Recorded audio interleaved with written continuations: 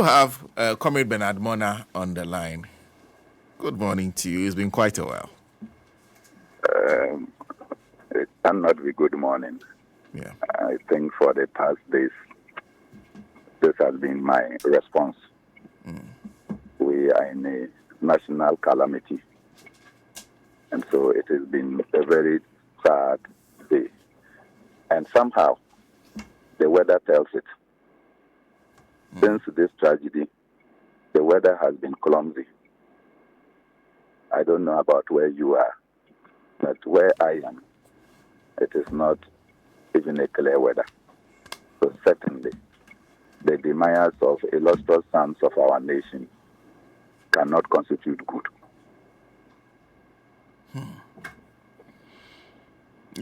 You've been around long enough to know many of the people who are involved.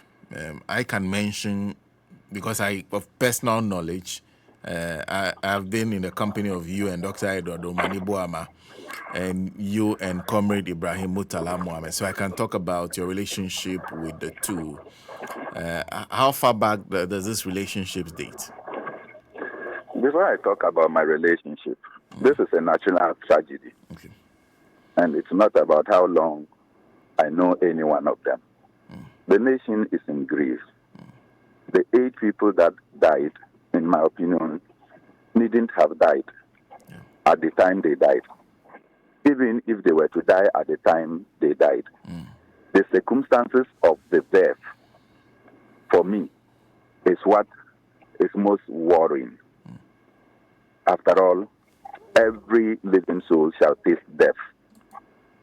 So death is not the problem. How did they die is the question. And it's so disgusting. It's just something that I cannot comprehend how these people died. The manner they died has shocked and broken everything out of me. In the course of this, and I want to take this opportunity to expel some things that came up this morning, that my very good brother on TV3 took a bite at me seriously for a comment I purportedly made. And I will not make a comment to suggest that somebody caused this death. What I asked for was that we should do investigations. But that I do know in person that former Chief of Army Staff, Samson Oje, anytime officials of state were flying or had to do, he would personally be in charge of the flight. And that he had such wealth of experience. I don't know the level of experience, but I'm also informed that this pilot, his wife, this is what information I picked, his wife had given birth and passed on. It would turn later to be false. And I am apologetic about the fact that I took information and I believed and I talked about it.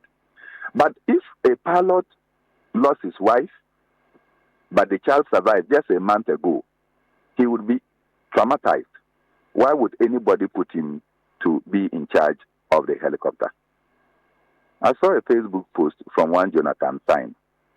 And because it was coming from Jonathan Syme, and it is the Syme family that I know, I called one of the persons I know in the Syme family to say that, bro, this thing was taken out of context. Just when I was speaking, then Johnny was hitting at me this morning. Candidly, in a time of national grief, it's not a time to be making comments. Families have lost their everything.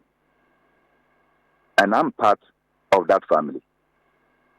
It turned out that Paul Anala, who was the PNP member of parliament for the area in 1979, that is his son that died.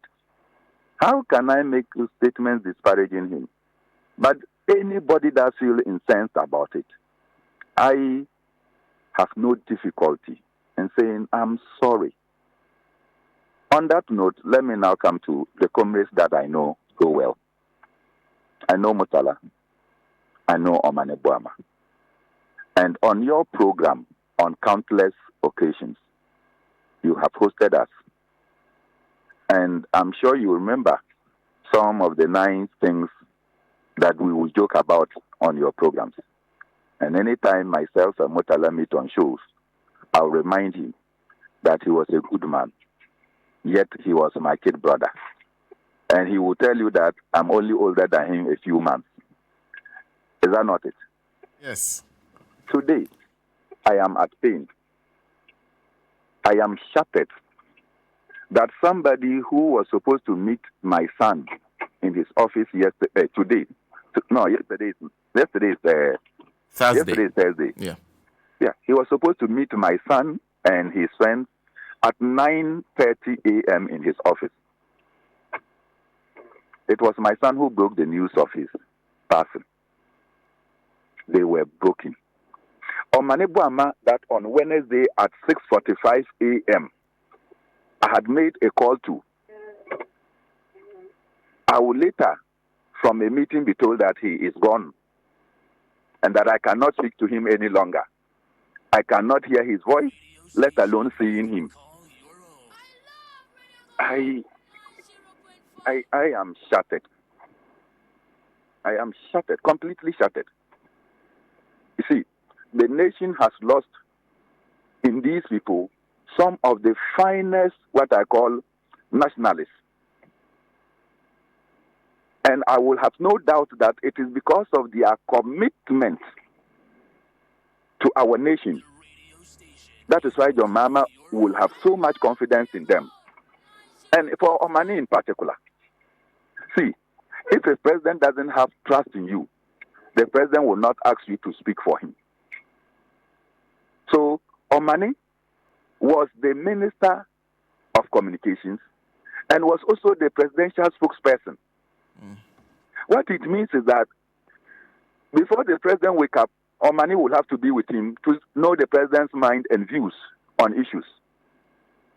Before the president go to bed, the minister must know his views on opinions so that he can speak on them.